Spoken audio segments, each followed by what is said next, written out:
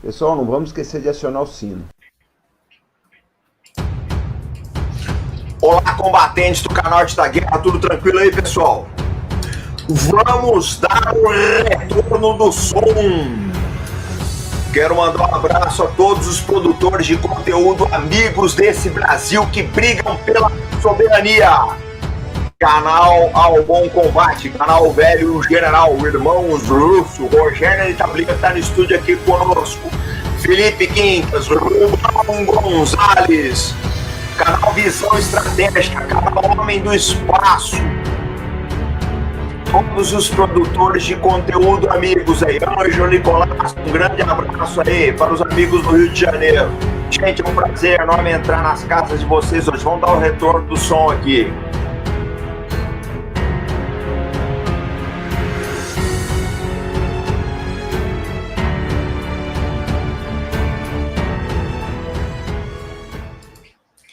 E aí, gente, tudo tranquilo? Leonardo, seja bem-vindo a bordo. O Aritablian já é da cozinha aqui, já pega a cerveja lá da geladeira, já tá íntimo do pessoal. Gente, eu vou apresentar o nosso convidado aqui, tá? Aí ele faz as palavras dele, o Rogério faz a primeira pergunta aí. Nosso convidado é Leonardo Atucci, do canal 247, que eu venho enchendo o saco dele faz tempo para vir aqui no canal, porque ele escreveu esse livro, deixa eu dar um destaque aqui um minutinho, esse livro maravilhoso chamado Saddam, o Amigo do Brasil, a história secreta da conexão Bagdá. Só para vocês terem uma base, eu vou falar minha relação com esse livro. 6 anos atrás, mais ou menos, quando eu escrevi meu livro sobre aviação, eu precisei pesquisar sobre a bomba atômica do Iraque. E a referência que eu achei em português foi esse livro. Só que o que acontece?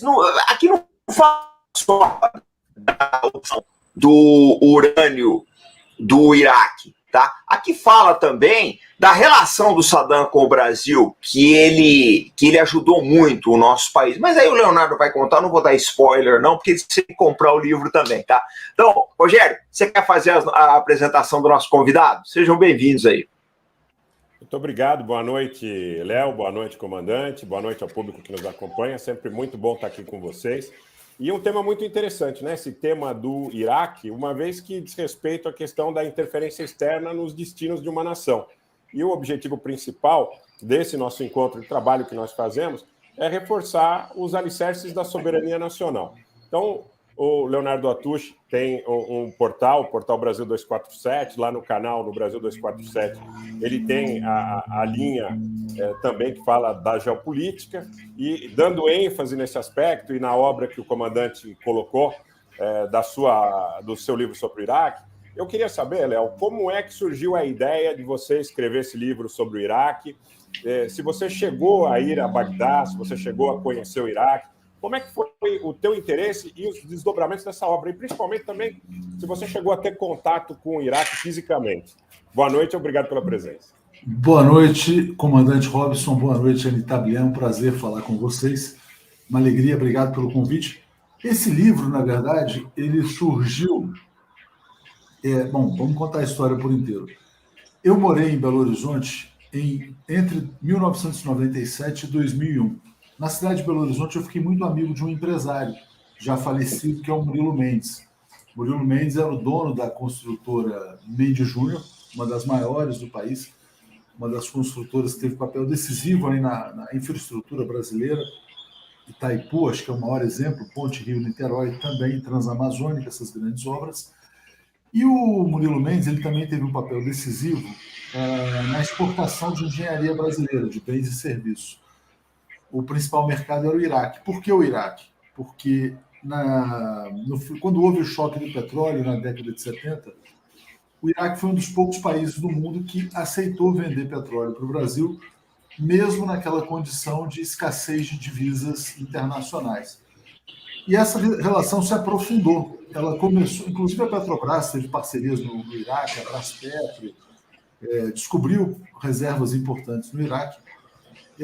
E conversando com o Murilo Mendes, ele na verdade, franqueou vários documentos que ele tinha em relação ao Iraque e me chamou muita atenção uma carta do ex-presidente Figueiredo, o último presidente do governo militar, em que ele se dirigia ao Saddam como meu grande e bom amigo Saddam.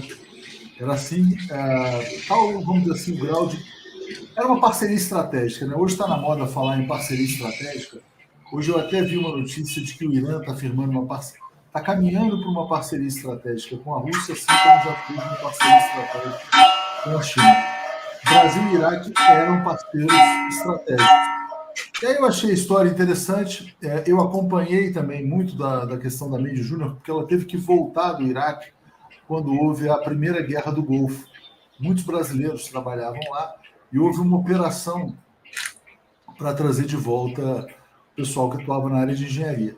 Então, foi nesse contexto que eu quis contar essa história e achei muito interessante mostrar como, por conta da relação do petróleo, né, o Brasil e o Iraque se tornaram países tão próximos, eu diria até países irmãos, né, naquele período. Então, esse foi o contexto. Isso nasceu, na verdade, da relação que eu tinha com a Mandy Júnior. Eu tive vontade, na verdade, de conhecer o Iraque, não tive a oportunidade, porque depois, esse livro surgiu, foi mais ou menos pouco depois da invasão do Iraque mais recente, que inclusive levou aí à prisão, assassinato do Saddam Hussein, né? Mas, enfim, quer dizer, então já o país já estava completamente destruído, já era muito inseguro, né, pensar em qualquer coisa relacionada ao Iraque. Mas esse foi o contexto. Então foi a partir da relação que eu tinha com a Mandy Júnior que participou ativamente de várias obras no Iraque. Léo, me permita uma pergunta nessa linha. O Murilo Mendes deve ter comentado com você a respeito daquela grande ferrovia que eles construíram entre Bagdá e Ar-Rutba, né? Uma obra cotada em mais de $1 bilhão e 200 milhões na época, né? Você chegou a conversar com ele sobre a dimensão dessa obra, o que significava isso no portfólio da Mandy Júnior em relação ao período de entrada da Mandy Júnior no Iraque? A Mandy Júnior, ela teve, se eu não me engano, mais de 30 mil funcionários no Iraque, brasileiros que foram levados para lá. Inclusive ajudou a desenvolver muitas empresas, né? Hoje, o maior grupo de educação do Brasil, esse grupo Pitágoras, era um colégio de Belo Horizonte que desenvolveu muita tecnologia educacional, na verdade, montando escolas para os filhos dos brasileiros que moravam no Iraque. A Mandy Júnior tinha essa obra da ferrovia, que era muito importante, tinha a obra de várias autoestradas no Iraque, inclusive, na verdade, quando as pessoas visitavam o país, elas chamavam muita atenção por conta, na verdade, da qualidade da engenharia. E tinha um projeto que eu posso estar falando alguma coisa errada, porque faz tempo também, mas era algo relacionado era como se fosse uma espécie de transposição, né, de você criar áreas agrícolas nas regiões mais áridas do Iraque. O Iraque teria sido um dos países... Bom, na verdade, a gente sabe da importância geopolítica do petróleo. O Iraque poderia ter sido um dos países mais desenvolvidos do mundo, né? Porque ali, realmente, naquela região, entre o Tigre e o Eufrates, a antiga Mesopotâmia, mas principalmente no sul, ali, que é a região lá de, se eu não me engano, Basra, exatamente, muitos poços de petróleo, e uma região muito cobiçada, né? Quando houve a invasão do Iraque, mais recente, todo mundo se lembra de milhares e milhares de britânicos que foram às ruas com aquelas placas No Blood for Oil, né? Claramente, a desculpa das armas de destruição em massa do Iraque foi uma das maiores fake news de todos os tempos, né? Que tinha como objetivo, na verdade, se apoderar das reservas de petróleo do Iraque. Não é fácil ter petróleo nesse mundo, né? Então, eu acho que essa é uma questão que o Iraque nos ensina também. Exatamente. Ô, Leonardo, essa situação do Iraque, você lembrou bem aí, aquela situação toda da campanha em 2003, o Colin Powell foi na ONU e mentiu. Eu fiz um vídeo outro dia, quando ele morreu, escranzinando o Colin Powell em virtude do papel que ele fez, que foi vergonhoso. Ele jogou a biografia dele na lata do lixo. Essa é que é a verdade. Agora, eu queria te pegar, eu vou pegar uma carona, eu vou voltar depois pro teu livro, tá? Mas é o seguinte, eu acompanho muito as tuas análises do PEP lá no 247. Eu queria que você fizesse um paralelo, dado o fato que você conhece bem a história do Iraque, entre o que aconteceu em 2003, que os Estados Unidos eram uma potência hegemônica, hoje a situação já não é tão igual, e a situação de hoje. O que você acha que mudou? Você acha que seria possível uma outra invasão nos moldes de 2003? Como, por exemplo, esses dias recentemente... Irã. Isso. Eu acho que qual que é a sua opinião? essa pergunta é muito pertinente, por quê? Porque olha que curioso, né? Quando a gente olha para o que aconteceu no Iraque, em 1981, houve um ataque de Israel aos Iraque. Os Iraque eram onde estavam lá os reatores nucleares do Iraque. Esse ataque israelense, na verdade, inaugurou a teoria do ataque preventivo, da guerra preventiva. Eu preciso atacar um inimigo porque ele pode me atacar. Não porque ele me atacou. Porque, na verdade, quer dizer, vocês entendem muito mais sobre esse tema do que eu, mas vamos dizer assim, a agressão ela é ilegítima, né, evidentemente. Quer dizer, um país só pode reagir se ele for atacado. Mas esse ataque ao Iraque, em 81, ele estreou a teoria da guerra preventiva. E essa teoria foi usada na invasão de 2003 do Iraque. Era exatamente isso que o Colin Powell dizia. Não, como eles têm armas de destruição em massa e podem nos destruir, precisamos, então, atacá-los. Então, foi a teoria do ataque preventivo que foi usada naquele momento. Hoje, a gente percebe, quer dizer, o mundo está vivendo uma situação de extrema tensão e eu tenho a sensação de que setores, por exemplo, do governo israelense gostariam de fazer um ataque preventivo ao Irã, mas eu não acho que eles tenham as mesmas condições do passado. Até porque o Irã hoje é um país muito mais forte do que era o Iraque naquele momento. E seria injustificável, né? Você vai atacar o Irã porque o Irã pode vir a ter armas nucleares, então... mas é o mesmo contexto, né? É o mesmo contexto. E eu me lembro que para fazer esse livro, aliás, outra coisa que me estimulou a fazer esse livro, logo em 2000, porque ele saiu, na verdade, nesse contexto, 2003, 2004, quando houve a invasão. E uma editora chamada Quality Mark, que foi a que editou esse livro, ela tinha publicado um livro no Brasil com entrevistas do Tariq Ali, que era o chanceler do Saddam Hussein, que era um cara, um intelectual... Eu tenho esse livro. Muito interessante. Aliás, o Tariq Aziz era um cristão, né? Era um cristão no governo iraquiano. Exatamente. E ele falava, ele fazia uma defesa das armas nucleares como um instrumento de paz, né? Como um instrumento de dissuasão. E realmente, assim, ele foi um diplomata muito reconhecido no mundo pelas suas qualidades. E, se não me engano, também foi assassinado nessa invasão ou preso, mas enfim, não me lembro agora exatamente qual foi o fim do Tariq Ali, mas era considerado um dos melhores diplomatas do mundo naquele período, né? Enfim, esse livro me chamou a atenção, eu procurei o editor, eu falei, olha, eu conheço muito... Foi no contexto da invasão, olha, posso contar uma história interessante sobre o Iraque, a partir do que eu tinha aprendido ali na Mendes Júnior. E por quê? Porque eu já vinha, na verdade, preparando um livro sobre a experiência da Mendes Júnior também, que viveu um período muito interessante, não só, né, na verdade, nesse contexto de ser uma empresa-chave para importação de petróleo pelo Brasil, mas também por essa experiência, né, de fazer grandes obras em outros países, enfim. Mas quando surgiu a questão da invasão do Iraque, eu falei, não, o tema do Iraque é mais urgente, a gente fez esse trabalho. Está fechado, comandante. Obrigado, Leonardo. Vou devolver para o Anitablian para ele fazer a próxima. Vou pedir um favor para vocês, gente. Essa daqui é uma live histórica. A gente está falando de um livro muito importante, é muito pouco documentado, tá? Essa relação do Saddam foi importantíssima para o Brasil, para quem viveu aqueles anos aí. Então vamos dar o like, vamos compartilhar, vamos nos inscrever no canal, pessoal. Vale a pena. A gente trata a geopolítica aqui de forma muito séria. Rogério, vou passar a próxima para você. Eu vou deixar o meu microfone desligado, porque o pessoal está reclamando de interferência aqui, que eles reclamam de tudo. Aqui é o barco dos queixosos. Está contigo, Rogério. Léo, nessa esteira, eu acho que a gente pode, inclusive, no contexto histórico, apropriar a relação que o Brasil tinha com o Iraque, né, para a decadência que o Brasil viveu, talvez, nos últimos anos, em relação à indústria nacional, no que diz respeito aos produtos de valor agregado. O Brasil comprava petróleo do Iraque. Isso começou majoritariamente a partir da Guerra do Yom Kippur, ou da Guerra de Outubro, de 1973, quando houve aquela primeira crise do petróleo. Se não me falha a memória, o barril foi de 8 para 12. Então, o Brasil, naquele tempo, produzia pouco petróleo. E, com o passar do tempo, o Brasil desenvolveu uma relação muito próxima, exportando manufaturados. A Petrobras tinha uma conta chamada de Counter Trade, que fazia com que o petróleo que o Iraque vendia ao Brasil sem carta de crédito, que era uma exceção à regra, fosse compensado de alguma forma pela exportação de manufaturados brasileiros. E nesse contexto, tivemos também a exportação dos Passats pela Volkswagen na década de 80. Os iraquianos chamam de Brasilia o Passat, né?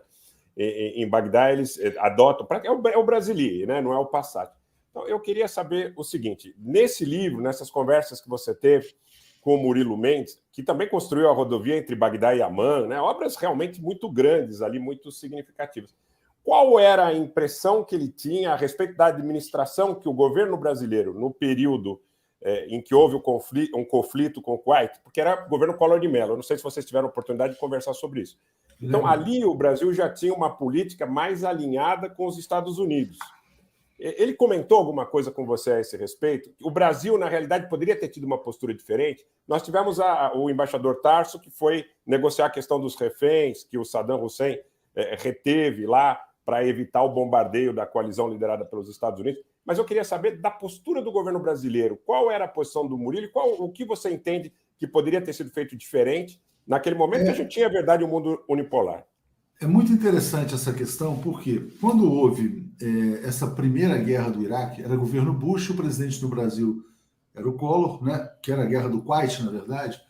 O que aconteceu? Você tinha os brasileiros lá e o Collor ele se apressou em, na verdade, quebrar os contratos com o governo iraquiano. Então, o que ele fez? Ao quebrar o contrato e mandar retirar todos os brasileiros, o Saddam Hussein falou, bom, então tudo bem, então não pago mais nada. E aí isso, na verdade, determinou o calote do governo iraquiano em relação a Mendes Júnior. Isso gerou um contencioso bilionário, porque a Mendes Júnior, que era na prática garantidora do petróleo brasileiro, porque o petróleo brasileiro não era pago em dólar, o Brasil não tinha dólar. O Brasil pagava o petróleo construindo estrada, construindo ferrovia, fazendo essas obras. Então, o que acontece? Na verdade, é o seguinte, quer dizer, o Collor dá calote no Saddam, o Saddam dá calote na Mendes Júnior, a Mendes Júnior volta ao Brasil, então tá, eu quero receber. Aí chega o governo brasileiro e fala, não, vocês não têm nada para receber. Deixa eu só fechar uma coisa. Vocês estavam lá por conta e risco. Mas não estavam lá por conta e risco, eles estavam lá numa operação que era uma operação de governo, era uma operação geopolítica, né? Então, era uma situação assim bastante delicada. E depois eu acompanhei esse processo. Aliás, essa ideia de fazer um livro também era em função do contencioso. Foi no governo Fernando Henrique praticamente que se sacramentou a decisão de praticamente não reconhecer o crédito da Mendes Júnior no Iraque.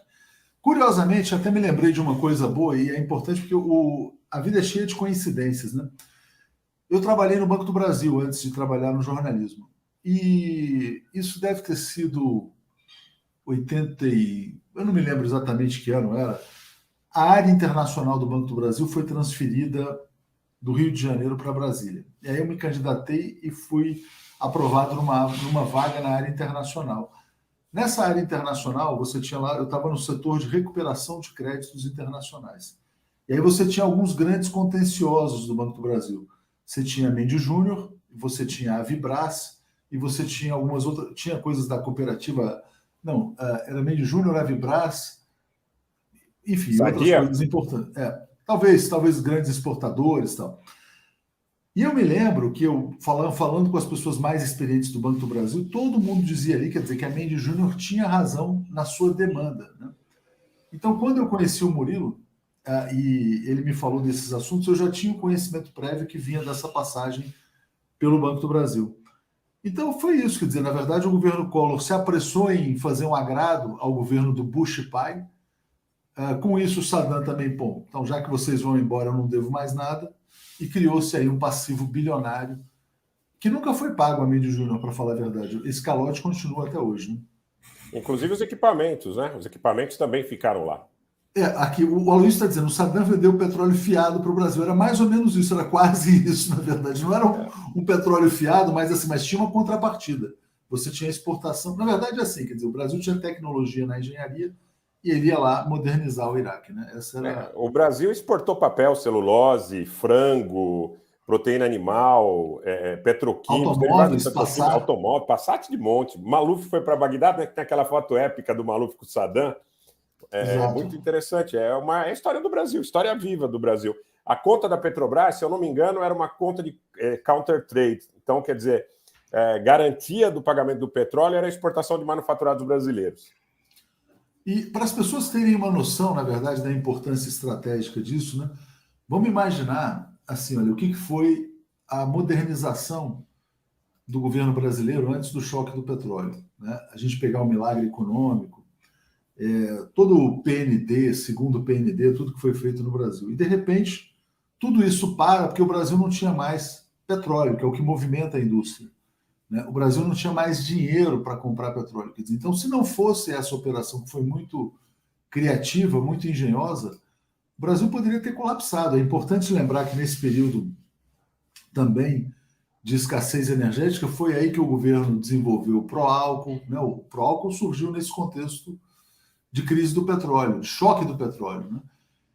Então foi fundamental. O Brasil hoje seria um país muito mais pobre se não tivesse... se essa solução não tivesse sido criada, né? Sigizauer está falando aqui, só faltou Saddam fazer uma visita de Estado ao Brasil. Saddam não era de sair muito do Iraque, não. Eu só vi ele sair, acho que a Arábia Saudita e a França. Acho que foi na Rússia também. Não era de sair muito, não, Leonardo. Ele sabia que era alvo, né? E olha que curioso, se a gente imagina o Saddam, tem fotos, né? Tem foto, inclusive, nesse livro do Saddam com Donald Rumsfeld. Ele era aliado dos Estados Unidos. É importante que, antes dessa guerra do Kuwait, houve a guerra Irã-Iraque. Bom, vamos rememorar, né? Houve a Revolução Iraniana em 1979. Os Estados Unidos olharam... Na verdade, o Ocidente estimulou a guerra Irã-Iraque, e o aliado do Ocidente era o Iraque naquele momento. Quando houve essa guerra do Kuwait, que o Anitablian mencionou, que foi em 91, foi isso? 91, 90? 2 de agosto de 91. 2 de agosto de 90, a invasão, 15 de janeiro acabou o prazo e os bombardeios começaram a Bagdá. Exatamente. O pessoal do Iraque achava que tinha aval do Ocidente para fazer, e depois eles dizem que foi uma grande armadilha, e a partir daí começa toda essa ofensiva contra o Iraque, né? Mas então, o Iraque era um país aliado do Ocidente até 91. Reza a lenda que a embaixadora Gillespie teria dado sinal verde para o Saddam ingressar no Kuwait. Teria dito, pode ir lá que a gente não tem opinião em relação a contencioso entre árabes. Aí o Saddam rolou os T-72 no deserto kuwaitiano, ato contínuo, os Estados Unidos disseram, não, essa situação não vai ficar assim. Só que naquele momento havia um mundo unipolar, né? Eles conseguiram congregar. Bom, a Síria já era rival histórica do Iraque, apesar das semelhanças de ambos serem governados pelo Partido Baas. A Síria do governo do Hafez, que era o pai do Bashar Assad, já era um adversário histórico do Iraque. Mas eles conseguiram congregar todo o mundo árabe, os países mais importantes aí no Conselho de Segurança da ONU, que não tomaram uma atitude proativa, se abstiveram. Então, quer dizer, eles tiveram um consenso do mundo para atacar o Saddam Hussein. Destruíram o Iraque, impuseram sanções duríssimas, sanções que vieram na esteira, como o comandante bem dizia agora há pouco numa participação no canal AgroVerdades, veio na esteira da demonização, né? Porque veio toda aquela história, eixo do mal, o Saddam Hussein é parte do eixo do mal, depois associaram o Saddam Hussein ao Irã, isso depois do primeiro ataque, e o Saddam e o Irã eram rivais históricos, né? É bom lembrar que os países do Conselho de Cooperação do Golfo, Arábia Saudita, Catar, apoiaram o Saddam Hussein, não foi só os Estados Unidos com o Rumsfeld, na guerra contra o Irã. Então, quer dizer, você tem toda uma retórica que os Estados Unidos, na realidade, e aqui eu coloco para te ouvir também, se você quiser fazer uma consideração nesse sentido, muito parecida com o que a gente assiste hoje em relação à questão da Ucrânia. Porque os Estados Unidos dizem, olha, a Rússia está pronta para invadir, nós vamos ter que aplicar sanções, nós vamos ter que contê-los, porque eles representam o mal. Você não vê isso com alguma semelhança? O Gaddafi em 2011, o Assad em 2011, o Saddam em 91 e depois em 2003, e agora essa questão, como é que você vê isso em relação à crise entre Rússia e Ucrânia? Rússia e Ucrânia é interessantíssimo, né? Porque a gente está vivendo agora, e eu acho que hoje está sendo um dia de uma escalada realmente muito forte, né? E os Estados Unidos dizem assim, não, a Rússia será punida, vai ser aniquilada se invadir. Mas a Rússia falou, mas eu não quero invadir. E a Rússia fala, a Rússia tem o direito de movimentar as tropas dentro do seu próprio território, né? A impressão que passa é que os Estados Unidos podem estar tentando estimular um conflito, a famosa guerra por procuração, né? De repente passa um maluco lá na fronteira, dispara o primeiro tiro, a Rússia tem que tomar alguma providência, e aí você vai escalando, né? Acabei de ver um tweet da Tulsi Gabbard, que foi pré-candidata, na verdade, democrata ali à presidência dos Estados Unidos, não tinha chance nas primárias, mas olha, ela falou, essa escalada está perigosíssima se houver um conflito entre Ucrânia e Rússia, que na verdade seria um conflito entre Estados Unidos e Rússia, pode levar ao fim da humanidade, né? Então, pode ser que a gente esteja aqui fazendo a última live da história, estou brincando, porque eu não sei o que vai acontecer na Ucrânia. Vou escrever no canal que dá tempo, pessoal, vai pro céu escrito. Seja membro antes do fim do mundo, né? Por aí. Aproveitem e passem pelo meu canal também, para que vocês possam ingressar no céu com todas as auras, né? Exatamente. Deixa eu fazer uma pergunta, Leonardo. Na verdade, essa é mais uma observação que uma pergunta, mas se você quiser discorrer sobre isso, vai ser muito legal. Tem um capítulo do livro que eu achei fora de série, porque me lembrou uma pessoa muito importante para a indústria de defesa no Brasil, que foi o João Verdi. Você menciona ele, o João Verdi da Vibraz, que foi um dos cérebros por trás do sistema Astros. O Verdi, gente, é pouco conhecido no Brasil, acho que merece, vou ver se qualquer dia desse eu faço um vídeo sobre ele aqui, mas é uma pessoa que precisa ser lembrada. Ele morreu tragicamente, foi em 2009, num acidente de helicóptero, mas era uma cabeça fora de série. Eu tive recentemente uma base do Exército, a gente foi fazer uns tiros com o sistema Astros, lá eu via todo mundo falando do João Verdi. Eu achei muito legal essa passagem que você fez da Vibraz. Aqui até na contracapa do livro tá assim, né? Aqui, cadê aqui? Peraí. Aqui, ó. Saddam Hussein foi um dos meus melhores clientes. Chegamos a lhe vender mais de 500 milhões de dólares em equipamentos. João Verdi, presidente da Vibraz, maior indústria bélica brasileira. Você quer comentar essa passagem? Muito interessante, quer dizer, eu me lembro, porque aí até são as lembranças, né? Eu tive contato com o caso da Vibraz quando trabalhava no Banco do Brasil, nos anos 80 ainda, né? Eu sabia que tinha um contencioso. E depois eu fui trabalhar na imprensa econômica, trabalhei na revista Isto é Dinheiro, tinha trabalhado na Exame também. Eu não sei, agora não me lembro se foi na Exame ou na Isto é Dinheiro que eu fui visitar lá em São José dos Campos a Vibraz tentando se reerguer. Conheci o filho do Verdi, que eu acho que era João Verdi Júnior também. E me lembro do sistema Astros, de como ele foi importante, na verdade, não só para a indústria de defesa, mas para a indústria de engenharia como um todo no Brasil, né? Eu acho, comandante, que é muito importante reconhecer que havia um projeto de desenvolvimento do Brasil naquele período, né?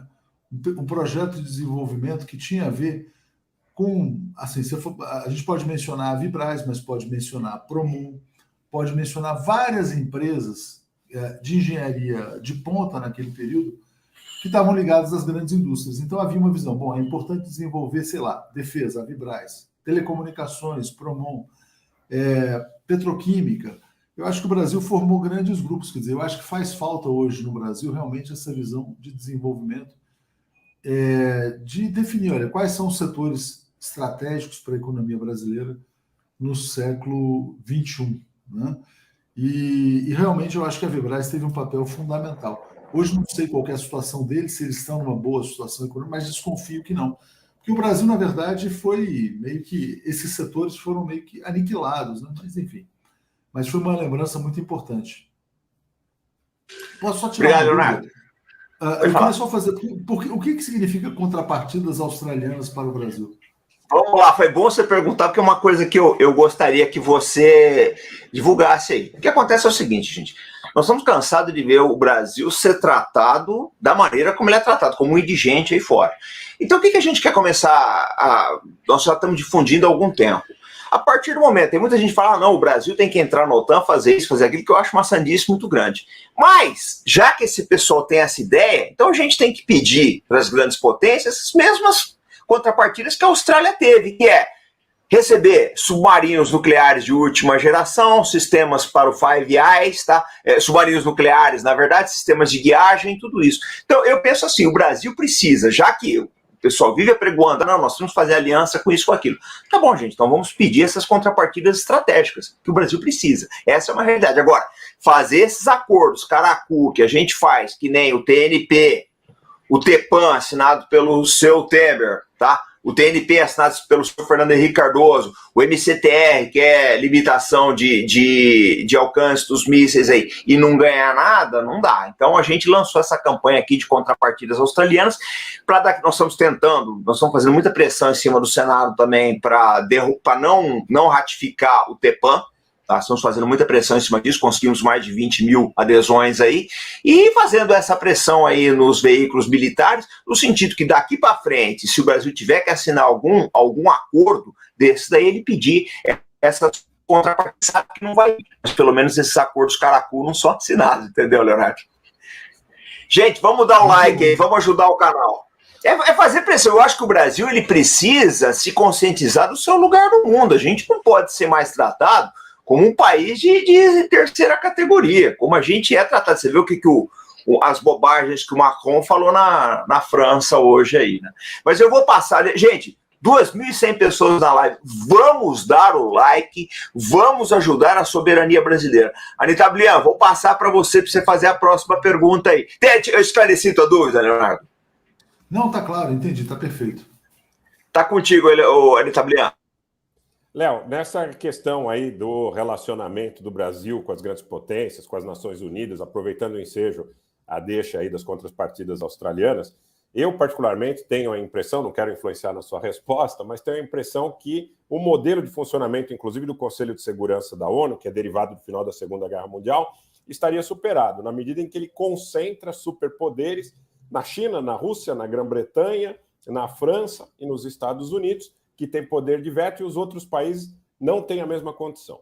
Então, eu queria saber a sua opinião a respeito de uma possível reformulação nos mecanismos de funcionamento do Conselho de Segurança da ONU, se você pensa que esse modelo é suficiente, que se esse modelo está contente, ou se caberia uma reformulação, e se nessa reformulação o Brasil poderia postular uma condição de membro permanente. Eu sei que em algum momento já houve essa situação, aí houve pendências com o México, com a Argentina, assim como na Ásia também houve pendências entre Japão, Coreia, a gente sabe disso, Austrália, mas eu queria ouvir a sua opinião nesse sentido, e só fazer um pequeno adendo, eu também tive a oportunidade de ouvir um testemunho pessoal de alguém que ocupou um cargo importante na Engesa, já é falecido, e ele me disse o seguinte, na esteira dessa demonização que se faz de liderança política, de liderança militar, depois da invasão dos Estados Unidos em 2003, eles fizeram um baralho para procurar as mais importantes personalidades iraquianas.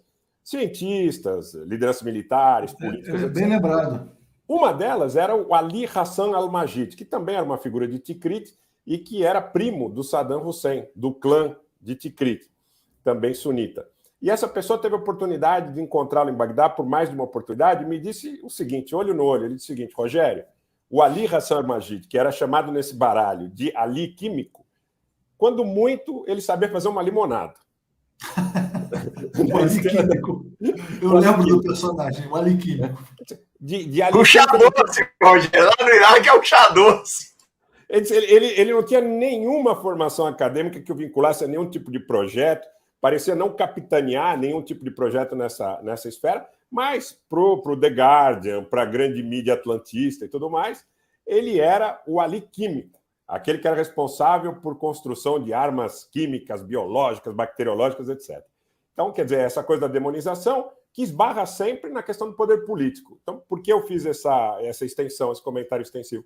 Porque qualquer coisa, você tem um Conselho de Segurança com 5 países com poder de veto, e uma super concentração de poder, é bom que se diga, no eixo Washington-Londres.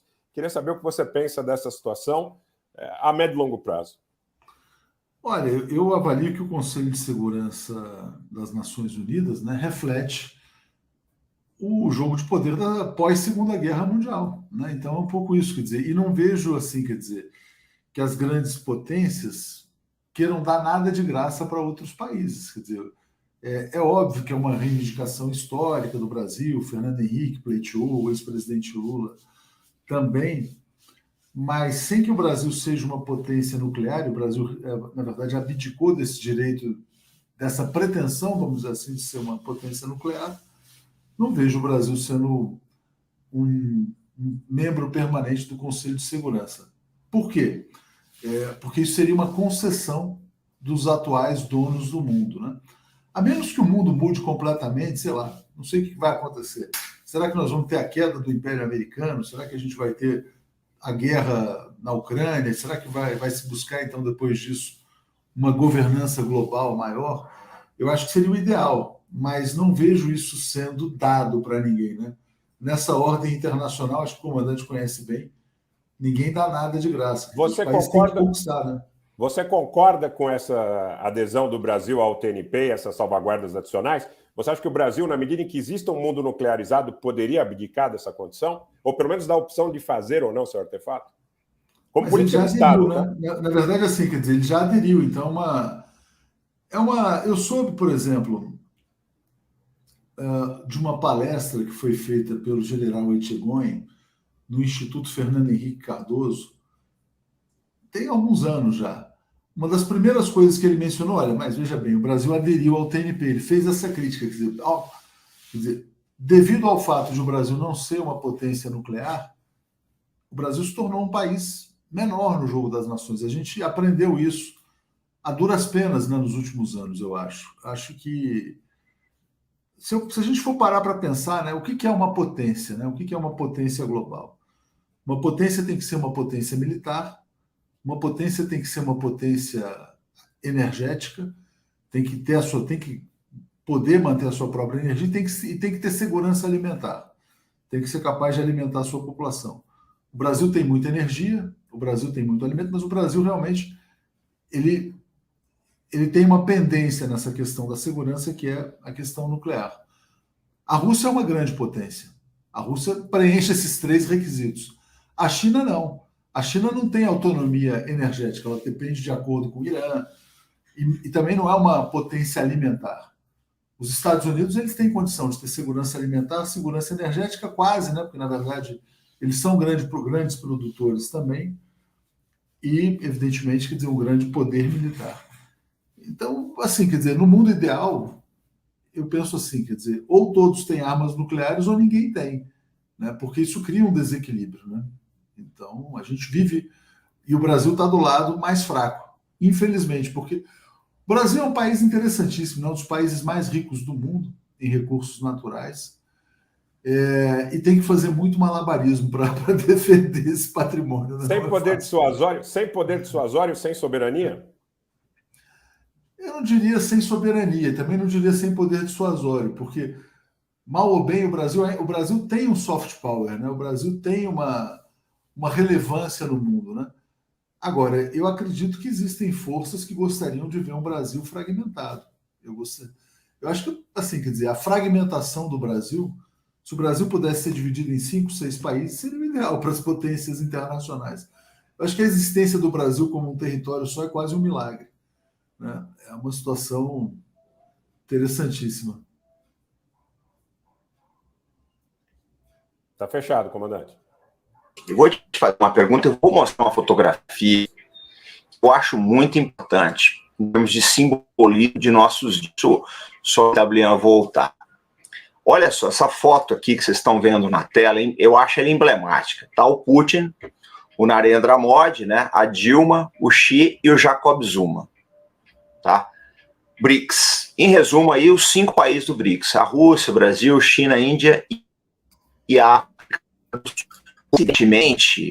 Coincidentemente, uma dessas lideranças foi empichada, que é a Dilma, a outra, que é o Zuma, foi preso há pouco tempo atrás pelo equivalente ao Supremo Tribunal Federal da África do Sul, né? Duas lideranças do BRICS, por coincidência, os 2 países do BRICS que não tinham armas nucleares.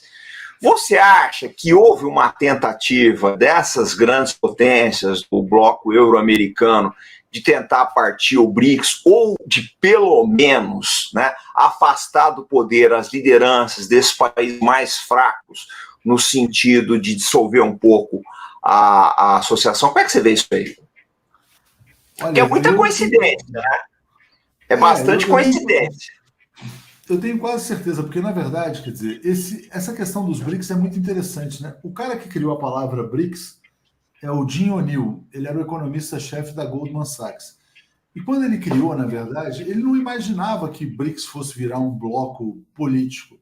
Ele falou, olha, esses países vão ser os motores do crescimento no mundo, Brasil, Rússia, Índia, China, e basicamente para dizer o seguinte, se a gente juntar esses países e projetar o crescimento pelos próximos anos, isso vai superar o crescimento dos Estados Unidos, Europa, Japão, que eram as potências de então, e esse bloco BRICS vai, sei lá, ter 50% do PIB mundial até 2050. Era mais ou menos isso que ele dizia. E aí, logo depois disso, esses países tomaram a iniciativa de formar um bloco. Ao formar um bloco, isso muda o equilíbrio de forças, né? A gente sai daquilo que o Rogério falou do mundo unipolar e a gente parte para o mundo multipolar. Tudo que a gente está vendo no mundo hoje, na verdade, é uma disputa, né, entre a multipolaridade, que tem China e Rússia como peças fundamentais, e, vamos dizer assim, o imperialismo mesmo, né? O imperialismo que seria o mundo unipolar.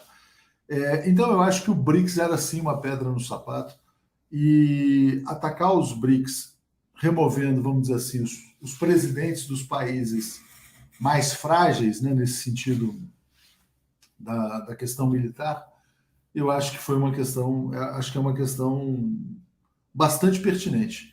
Eu concordaria com essa sua afirmação, para ser franco. Sem ter elementos, eu diria, não foi coincidência, né? Porque o que aconteceu na África do Sul também foi muito parecido com o que aconteceu aqui no Brasil. Divide a Timpera?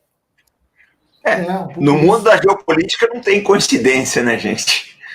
Não tem coincidência, né? Se alguém é atingido por um meteoro nesse universo da geopolítica, teve alguma coisa.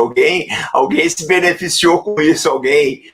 Obrigado, Leonardo. Gente, vamos dar o like, vamos ajudar os canais aqui, vamos dar o like, vamos ajudar as comunidades que brigam pela soberania do Brasil. O jogo que está sendo travado contra o nosso país é muito maior que a polarização de esquerda e direita. Esse é um jogo para cachorro grande. Vocês viram a sua foto que eu mostrei agora há pouco aí? Eu tinha feito uma live ano passado, onde eu falei, 2022 vão vir com tudo acima do índice para cima do Putin. Não deu outra, vocês viram aquelas manifestações, 2021, perdão, aquelas manifestações que teve do Navalny no começo do ano passado, que eles abafaram rapidamente, né, os apoiadores do Navalny, mas o jogo, ele é orquestrado, eles querem dissolver essas grandes associações aí.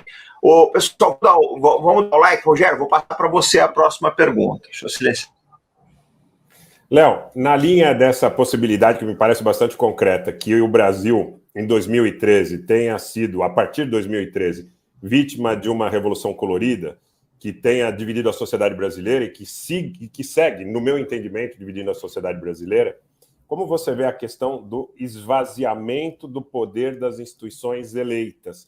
Um superempoderamento do Ministério Público a partir da Constituição Federal de 88, houve uma tentativa de reverter esse processo recentemente, a PEC 5, que não foi aprovada, que, de alguma forma, levaria a uma maior interferência dos poderes eleitos, né, a representação democrática estipulada constitucionalmente, se não me engano, no artigo 14, para que o Ministério Público pudesse ser fiscalizado de fora para dentro, majoritariamente, e isso não foi possível, houve a rejeição da PEC 5. Então, me parece, particularmente, fique à vontade para comentar ou não, se você achar oportuno, me parece, particularmente, que a rejeição da PEC 5 se parece muito com o processo de cisão na sociedade brasileira iniciado em 2013. Ou seja, tanto a direita como a esquerda, você tem grupos que agem contra o interesse do Brasil. Quer dizer, não é necessariamente uma questão ideológica, é uma questão de interesse da soberania nacional versus grupos que não têm apreço a essa concepção de soberania. Queria saber se você vê vínculo entre essa rejeição e o superempoderamento de algumas instituições no Judiciário, Ministério Público e o esvaziamento do Poder Executivo, do Poder Legislativo, só citando 3 exemplos rapidamente. O Lula, sem trânsito em julgado, não foi ministro por uma decisão monocrática do Gilmar Mendes. Depois houve a decisão que impediu a posse da Cristiane Brasil no governo Temer. E, por último, a questão do delegado Ramagem no governo Bolsonaro. Quer dizer, todas elas decisões monocráticas, independente de serem confirmadas a posteriori pelo Pleno, mas esvaziando o poder do Executivo, que, segundo alguns juristas entendem, em situações de poder privativo do Poder Executivo. Queria saber como é que você entende isso. Houve, em algum momento, uma associação contra o Brasil que pode continuar vigente?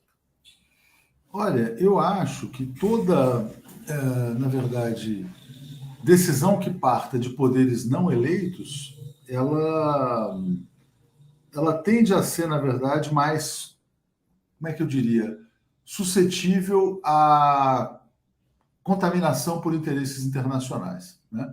Ou por interesses escusos, que podem ser nacionais e locais também. Então, por exemplo, quando você pega assim, uma lei da ficha limpa que fala esse cara não pode ser candidato porque um juiz decidiu, ela evidentemente fere a soberania popular. O que diz a Constituição brasileira? Todo poder emana do povo. Ela não diz que todo poder emana de um juiz, né? Ou também não diz que todo poder emana de um ministro do Supremo, ou que emana de A, B, C ou D. Emana do povo. O ministro do Supremo não é eleito, ele é nomeado. O juiz de primeira instância também não é eleito. O procurador do Ministério Público também não é eleito. Então, se ele emana do povo, o povo é representado pelo representante eleito, né? Você pode até dizer, não, mas veja bem, as instituições... Agora, eu acho que esse é um problema global, né? Se você para ver, por exemplo, toda a discussão na Europa é sobre também, na verdade, a invasão supranacional aos Estados nacionais por meio da União Europeia, por meio de Bruxelas. Algumas pessoas também vão argumentar que, mesmo nessa questão sanitária, por exemplo, que há uma interferência de decisões que vêm de organismos internacionais. Então, eu acho que assim, quer dizer, na verdade, tudo que vem do poder não eleito é mais contaminável pelo interesse internacional e pelo poder econômico. Então, é pertinente essa colocação. Eu vejo dessa maneira. Eu acho que existe assim uma missão que é refundar as instituições e devolver a soberania popular, né? Mas é um trabalho muito grande. E, enfim, acho que é o que eu poderia dizer sobre essa questão, Rogério. Dentro desse contexto, evidentemente, que a gente precisa buscar, de alguma forma, a pacificação, a reconciliação, o diálogo na sociedade brasileira, com o interesse nacional sendo primordialmente protegido. Quer dizer, isso não quer dizer xenofobia, exclusivismo, arbítrio, não, nada disso. Quer dizer, vamos preservar os interesses do Brasil. Como você bem colocou, a autonomia popular sendo respeitada e as instituições também tendo o peso que a Constituição atribui no que diz respeito à questão da representação popular. Um juiz não pode mandar no Brasil. Fato claramente consensual entre direita e esquerda. Eu acho que todo mundo que gosta do país deve pensar dessa forma. Obrigado, Rogério. Obrigado, Leonardo. Leonardo, eu queria a tua opinião. Vamos aproveitar que a gente falou bastante do livro, mas eu queria a tua opinião sobre o seguinte. Nós vamos falar um pouco mais do livro, mas eu queria saber o seguinte. Você e o Pepe, vocês fazem umas análises geopolíticas muito boas, eu recomendo aqui, pessoal, tá? São umas análises assim, acho que vocês pegam algumas coisas que a gente simplesmente não vê na mídia mainstream no Brasil. É sempre aquela visão pasteurizada do mundo padrão que eles têm aí, né? Que os Estados Unidos e a Europa são os bonzinhos, Rússia e China são os inimigos, etc. E a gente sabe que o jogo não é bem esse.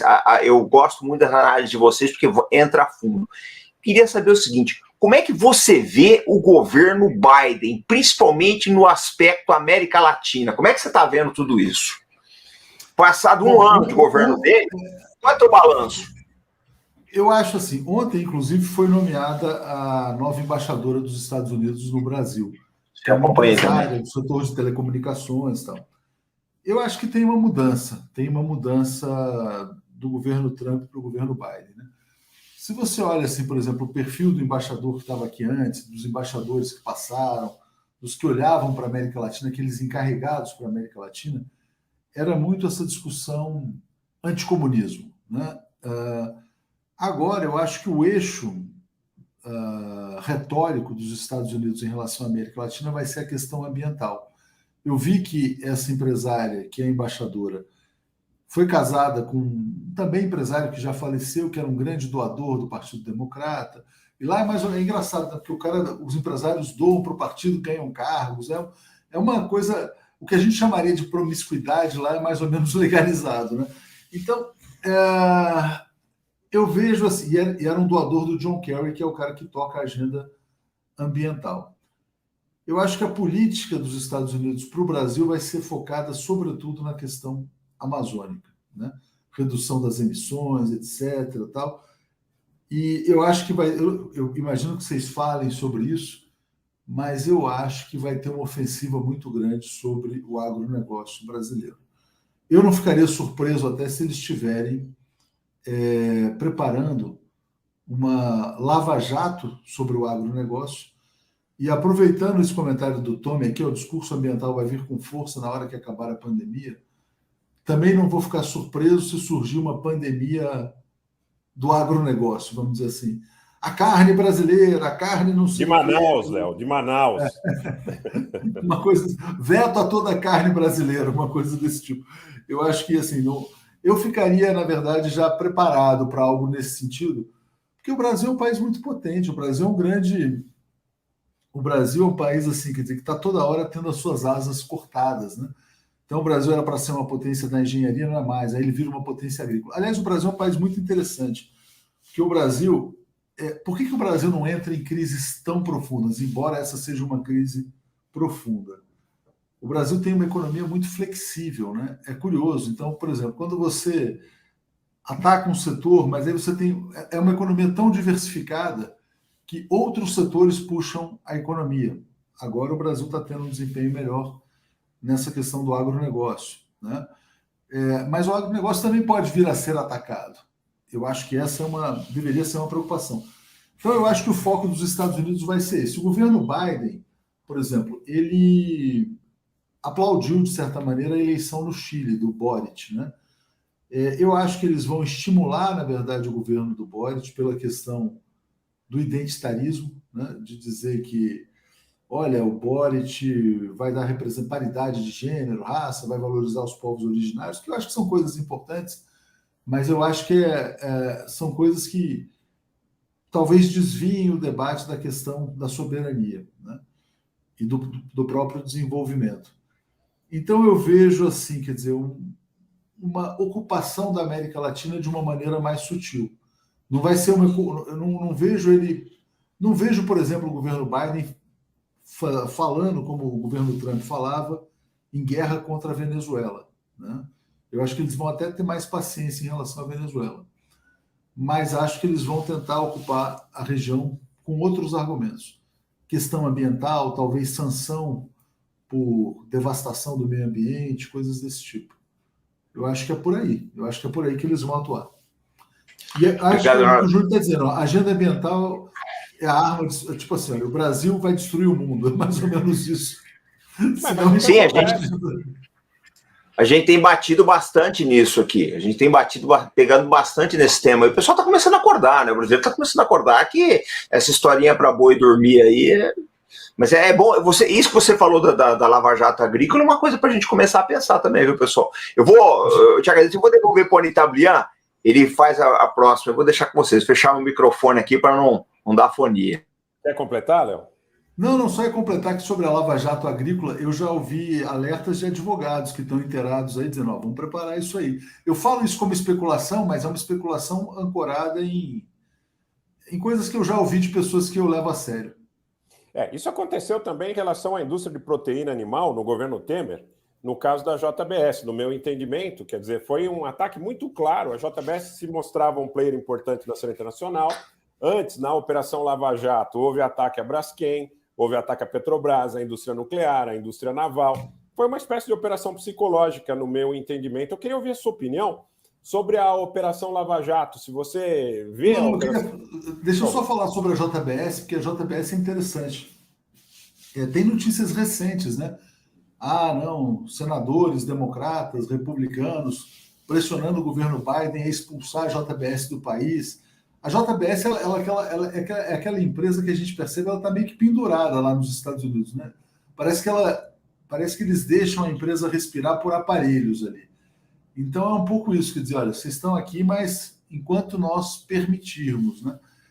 Eu acho que a JBS é um dos alvos, eu acho que ela é um dos grandes alvos aí de algo que possa acontecer contra o Brasil, vamos dizer assim, né? Então, quer dizer, não é uma operação, não foram talvez operações contra governos brasileiros, mas operações, esse é o meu entendimento, tá? Eventualmente você pode divergir. Mas eu entendo que o ataque ao Brasil, ele permanece. Eu entendo que o que acontece em 2013 continua acontecendo, na medida em que existe a tentativa de demonização das instituições nacionais. Essa questão do agronegócio hoje talvez seja muito parecida com o que houve em 2013 em relação às denúncias de corrupção na Petrobras, em relação às denúncias, por exemplo, no que diz respeito à Salgema em Alagoas. Olha, está acabando com o Maceió, está afundando bairros. Não estou dizendo que isso não aconteça. Esse é o grande ponto, né? Recentemente, uma matéria do The Economist falava que você só divide uma sociedade explorando ressentimentos justos e injustos. Então, os ressentimentos... Você é contra a corrupção, eu sou contra a corrupção, o comandante é contra a corrupção e todo mundo que está aqui nos assistindo é. Então, quer dizer, o problema não é perseguir a corrupção. O problema é criar um elemento que faça com que as pessoas acreditem que o objetivo daquela ação é o combate à corrupção, quando, na realidade, no meu entendimento, era e continua sendo um ataque ao Estado Nacional. Como hoje, no meu entendimento também, é um tema talvez mais polêmico, e a ideia aqui hoje não é criar nenhuma polêmica, mas determinadas concepções demonizando ativos do governo brasileiro também sigam a mesma lógica. O problema não é ser contra uma ação que eventualmente careça dessa interpretação, mas você mobiliza as pessoas contra os interesses do Estado Nacional. Então, nesse sentido, eu queria que você, pelo menos passando de passagem, colocasse aí a coisa da Operação Lava Jato sob essa égide. Porque depois a gente sabe que o ex-juiz Moro foi ministro do governo Bolsonaro, tentou, por exemplo, emplacar uma pessoa que era muito ligada ao Jorge Soros, que era muito ligado a organizações não governamentais, que a gente sabe que tem interesses efetivamente que não convergem, não combinam com o interesse do Estado Nacional, não emplacou, saiu do governo, criticando o governo, mas efetivamente mostrando, talvez, ao que veio. Então, eu queria que você falasse um pouco sobre a Operação Lava Jato, no seu entendimento. É um ataque ao Estado Nacional brasileiro, suas indústrias, suas campeãs nacionais? É só ver o que aconteceu, né? É só a gente olhar para o resultado, né? O que era, por exemplo, a indústria naval no Brasil, que é hoje? O que era o setor de petróleo, que é hoje?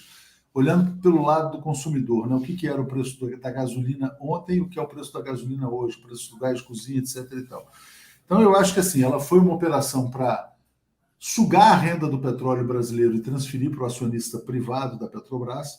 Ela foi uma operação para, na verdade, aniquilar grupos privados brasileiros que tinham capacidade internacional, e foi uma operação também para criar uma espécie de caos político no Brasil. Um caos político que podia levar a uma situação parecida até com a da Ucrânia, né, de Estado falido, coisas desse tipo. Sobre o caso, você fez um comentário muito interessante, que é a questão do ressentimento, né? Eu acho que a corrupção, o tema da corrupção, ele é muito, como é que eu diria, eficiente nessa questão, né? Porque, porra, a corrupção faz, por exemplo, uma pessoa olhar para outra e falar assim, porra, aquele cara se deu bem, ele se deu bem porque ele tem algum esquema, né? E eu estou fora do esquema, né? Mais ou menos isso. Então, isso foi muito comum para explorar esses ressentimentos. Se houver, por exemplo, uma lava-jato do agronegócio, você vai ter gente que, vamos dizer assim, que vai comemorar no Brasil. Vai dizer, porra, tá vendo? Esses caras também estavam lavando a égua no governo Bolsonaro, eu quero que eles se explodam. Então, assim, no fundo, esse tema da corrupção, ele sempre ajuda a dividir os países, né? Porque é um contra o outro, né? Corrupção, agenda verde, diz respeito aos direitos das minorias, diz respeito aos direitos humanos, mas no fundo, é busca por recursos energéticos, é aprofundar domínio estratégico, profundidade geográfica, de domínio efetivo, né? Hoje também material, territorial. Quer dizer, as alegações são as mesmas.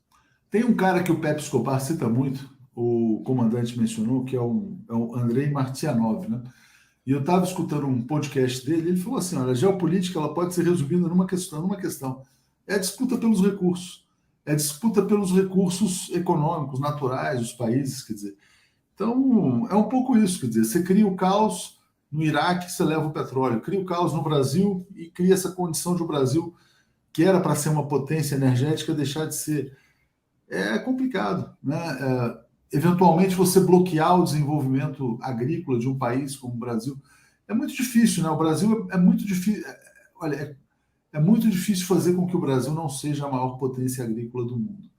Mas o Brasil ser a maior potência agrícola do mundo é pouco.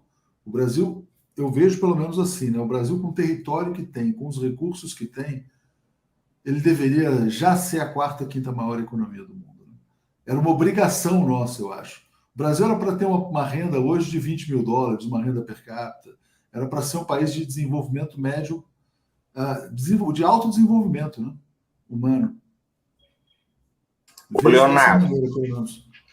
Tá, a gente enxerga as coisas dessa forma também. Tem uma foto É que depois eu procuro aqui, tem uma foto, eu sempre mostro essa foto, né? Eu falo, eu vou mostrar a foto chamando o comandante de comunista em 3, 2, 1. Uma visita que o Suplicy fez na China em 76 isso, tem a foto aqui, eu escaneei de um livro. Quando ele fez essa visita na China, o PIB chinês era metade do brasileiro, em 76, o Mao tinha acabado, o Mao estava morrendo, morreu acho que em outubro de 76, ele era vivo ainda. Quando ele fez essa visita, o PIB chinês era metade do brasileiro, hoje é 8 vezes maior, passados 46 anos. Então, gente, o problema é o seguinte, daqui a 10 anos a gente olha essa foto e a coisa vai estar pior. Se o Brasil ele não se acertar, nós vamos estar sempre correndo atrás do rabo. Eu vejo essa coisa dessa forma, a gente fica... Eu acho que esse jogo que o imperialismo cria, na verdade, né, dos países, parece aquelas coisas que eles faziam na África. Você coloca 2 tribos inimigas dentro de um território que interessa, faz elas brigarem entre si, você consegue dominar aquilo. Eles fazem no Oriente Médio, jogam xiitas contra sunitas, etc, e por aí vai. Aqui fizeram isso, o esquema é sempre a corrupção, então você não consegue governar. Você bota o Lula, não consegue governar, você põe a Dilma, não consegue governar, bota o Bolsonaro, não consegue governar, daqui a pouco vem outro aí e não vai conseguir governar também. Aí é o que eu te pergunto, Leonardo, a dificuldade que nós temos aqui, por exemplo, meu canal é de direita, o Rogério é mais centro, você é de esquerda. Eu apanho mais da turma da direita do que do pessoal da esquerda. E eu acredito que eu vejo, de vez em quando, teus comentários, eu olho lá tuas lives com o Pepe, e eu vejo lá. É difícil. É muito difícil isso. O nosso próprio pessoal, que deveria, em tese, né, ter a mesma visão, é perdido nessas mesquinharias e o pessoal não consegue olhar para o país como um todo. Eu queria a tua visão da fratura que houve no Brasil a partir de 2013 e se você vê que há alguma solução para isso, você enxerga alguma solução para se unir esse Brasil no futuro, né? Essa é a grande questão, né? Eu acho fundamental, eu acho que é uma questão essencial. E realmente, quer dizer, vamos olhar essa questão de direita, centro, esquerda, tal, etc. Né? O que acontece? Quer dizer, eu acho que nós 3 aqui, a gente poderia se definir como 3 soberanistas, né? 3 pessoas que defendem a soberania nacional de um país relevante e importante que está sendo atacado. Então, eu acho que esse é um ponto de convergência. Quando você fala, posso até colocar mal, por exemplo, eu sou de direita. Não, tudo bem, você é de direita por quê? Porque você defende, então, sei lá, o regime capitalista, tal, desenvolvimento. Assim, eu não sou um anticapitalista, embora eu receba várias pessoas que são anticapitalistas. Aí o Rogério é um cara de centro. Eu vejo o Rogério como um cara, assim, realmente, quer dizer, preocupado com o tema da soberania nacional. Eu também me vejo como uma pessoa de centro focada no tema da soberania nacional, né? E isso cria, vamos dizer assim, essas divisões artificiais, ideológicas, isso cria dificuldades. Vou dar um exemplo aqui, por exemplo. Se houver um ataque à soberania brasileira, no caso, por exemplo, da Amazônia, né? A Amazônia tem que ser internacionalizada. Aí vamos dizer que o governo Bolsonaro reaja. Quer dizer, eu sou obrigado a ficar contra o Bolsonaro só porque é o Bolsonaro e a favor da internacionalização da Amazônia? Então, como é que o meu público vai entender isso? Você fala, não, peraí, nesse caso aí, o governo tem que defender a integridade territorial brasileira, né? Você mencionou a questão dos BRICS, e no caso da Dilma, deixando claro, quer dizer, que Dilma e o Zuma da África do Sul, que eles foram afastados porque tinham um contexto de ataque aos BRICS. Você deixou de ser um cara de direita porque você fez uma constatação, né? Então, é uma questão muito complicada. Eu acho que a gente deveria ter uma maturidade para entender que, no fundo, o ponto essencial é a defesa do Brasil. Eu vejo o Brasil ameaçado. Eu acho que o Brasil está ameaçado, inclusive, existencialmente. Eu acho que se esses países pudessem estimular, vamos dizer assim, essa fratura ao máximo, eles fariam de um jeito seguinte, quer dizer, então divide esse país em 4, cada um escolhe para onde quer ir, fica bom, né? Imagina o Brasil dividido em 4, 5, 6 territórios. Como fizeram com a Iugoslávia, né? Como fizeram com a Iugoslávia. O Sudão, recentemente criaram 2 Sudão. E tudo dentro de um processo de demonização. Demonizaram Slobodan Milosevic, demonizaram Omar al-Bashir no Sudão, as lideranças brasileiras sempre demonizadas, quer dizer, demonizaram o Lula, demonizaram a Dilma, demonizaram o Temer, demonizam o Bolsonaro. Sempre demonizam a liderança porque você esvazia o poder executivo, você tem um país cindido e fica muito mais fácil você manipular os ressentimentos. Porque os ressentimentos eles não são necessariamente injustificados. Eles são justificados por vezes. Então, ninguém é a favor da corrupção, ninguém é a favor de que uma atitude que possa ir em desencontro com alguma coisa justa efetivamente aconteça. Agora, você tem a mobilização desse ressentimento para promover a autofagia. Vai contra o interesse do Brasil. A gente acaba se digladiando, muitas vezes a gente acaba não percebendo os consensos e acaba estimulando as divergências. Por isso eu insisto, a questão da PEC 5, por exemplo, da rejeição da PEC 5 é muito sintomática. Lá você vê partidos ditos de direita e partidos ditos de esquerda que compõem, eu vou chamar assim para que as pessoas compreendam mais facilmente, um rol de suporte ao lavajatismo. O lavajatismo que quebrou a indústria nacional e o lavajatismo que continua evocando temas morais para seguir atacando o governo brasileiro. Antes era de esquerda, hoje é de direita, mas os temas continuam sendo suscitados. O candidato ex-juiz, ele evoca a questão moral, dizendo, olha, você tem um problema moral no governo anterior, você tem um problema moral no governo atual, e eu sou a pessoa que vai suprir essa situação. Vou colocar, sou contra, como é que ele diz, nem petrolão, nem rachadinha e tudo mais, estimulando o ressentimento da população brasileira. Como se todos nós fôssemos idiotas, como se todos nós fôssemos crianças. Eu acho que esse é o ponto. Esse ponto a gente precisa tocar bastante nele. A gente precisa discutir o que é importante, porque o divisionismo e o diversionismo são muito utilizados para acabar com a nossa soberania. Aí, ó, a foto que eu falei para vocês, Leonardo, acho que o Rogério já viu essa foto de outras lives, não sei. Essa foto aqui é de 1976, pessoal. Ela tem 46 anos de idade. Tá aqui o Suplicy novo, ainda tinha cabelo preto. Quando essa foto foi batida, eu sempre falo que essa foto, eu mostro ela, o pessoal me chama de comunista. Eu não esquenta a cabeça com isso desde que a lição seja assimilada. Quando essa foto foi batida, o PIB chinês era metade do brasileiro. O Brasil tinha acabado de estabelecer relações com a China em 75 no governo Geisel. Hoje, o PIB chinês é 8 vezes o PIB do Brasil, gente. Essa foto é icônica. A gente tem que olhar para ela e perguntar onde é que a gente errou nesses 46 anos, porque aí o pessoal vem com aquela conversa de sempre, né? Ah, não, porque a China cresce pelo trabalho escravo. Não é mais isso, gente. A renda per capita do chinês já passou do brasileiro. Eu mostro essas fotos, vez ou outra eu mostrando nas lives, pra gente começar a pensar o que foi que aconteceu nesses 46 anos aí, tá? Devolver para você, Leonardo. Não, é interessante que onde a gente errou nesses anos, né?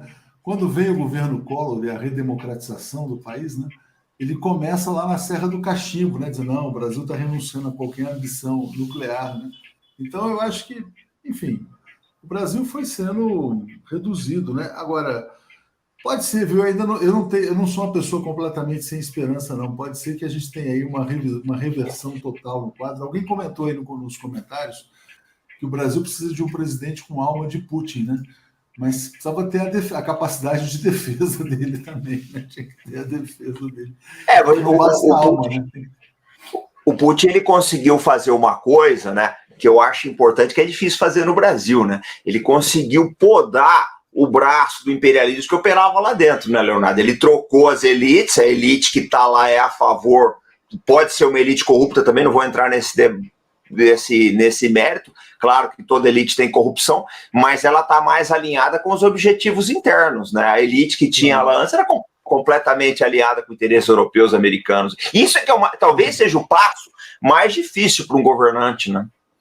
Total. Você desvia. Só pedir uma gentileza para vocês, porque eu não tinha imaginado qual era o tempo. Eu estou achando muito interessante essa conversa aqui, achei fantástico. O Rogério já tinha me falado, né, do comandante, achei muito, muito legal a conversa. E sugerido também um possível diálogo com o Pepe, que eu vou tentar organizar também, dependendo da agenda dele. Mas eu tô com um tempo um pouco escasso, não sei se vocês pretendem ainda... Não, vamos encerrar, tá dando 1h10, vamos encerrar. O Rogério, faz as considerações finais, aí a gente vem com a despedida do Leonardo, depois você vê o que vocês querem fazer, a gente faz outras aí, porque esse assunto é muita coisa. Então, Rogério, você fazer as despedidas e o Leonardo entra com as considerações finais. A gente podia levar vocês para a TV 247 para um debate, seria muito legal, sobre o tema da soberania. Se vocês quiserem. Eu acho o seguinte, cara, é todo mundo brasileiro, a gente tem que se falar. E a próxima falou, eu sou a pessoa que tem esperança, eu também, tanto que nós estamos aqui conversando. Ninguém está mordendo ninguém está dando porrada em ninguém, a gente percebe que temos mais coisas em comum do que divergências, essa é que é a verdade. Rogério, faz as considerações, a despedida, e o Leonardo faz as considerações finais aí, já engata um convite pra gente, que sendo de graça eu vou. Baseado no que a gente conversou aqui, eu acho o seguinte, que a gente precisa evitar o divisionismo, o diversionismo, e para que a gente possa ter esperança, estas pautas, independente de quem sejam os nomes que venham eventualmente a ocupar a presidência da República, estas sementes, elas têm que tocar a sociedade. A sociedade tem que exigir que o Brasil possa ter poder dissuasório, que o Brasil possa defender seu agronegócio, que o Brasil não seja alvo de ataques baseados na exploração de ressentimento. Esse sentimento tem que ser disseminado na sociedade. Então, eu acredito que aqui a gente dá mais um passo para disseminar esse sentimento na sociedade. Então, queria agradecer ao Léo pelo convite, agradecer ao comandante Robson, que tem feito um trabalho extraordinário de dialogar com os mais diversos setores da sociedade brasileira. Não estou falando para puxar saco. Não estou falando apanho muito. Eu sei que apanha, a gente também apanha. Tem hora que aparece gente no chat dizendo que eu sou comunista, tem hora que tem gente que diz que eu sou fascista, e é isso que efetivamente me dá certeza que a gente está no caminho certo na defesa da soberania nacional. Que a gente possa repetir esse diálogo, que a gente possa aprofundar esse diálogo, buscando consensos e criar na sociedade brasileira um sentimento de defesa da soberania. Agradecer ao Léo, convidar o pessoal para conhecer meu canal também, quem eventualmente não conheça, Rogério Anitablian, estou no Telegram e no Twitter. O link do Telegram vocês encontram na descrição dos vídeos.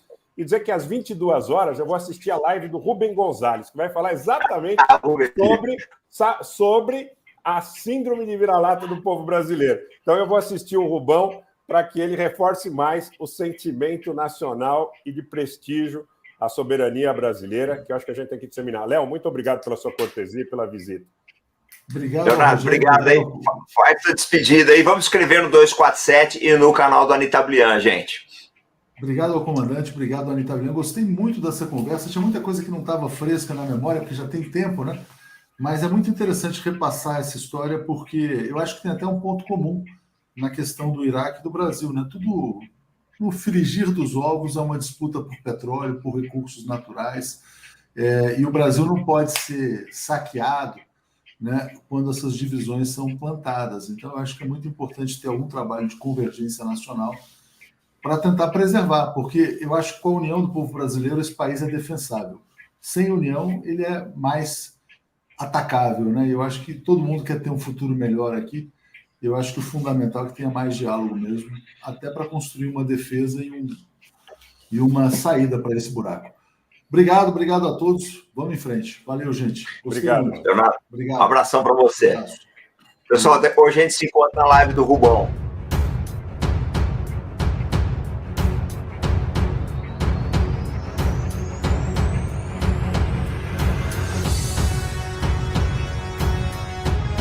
Vamos dar um like, pessoal. A live de hoje foi plena de conhecimento, dizendo que o Brasil pode conversar com o Brasil.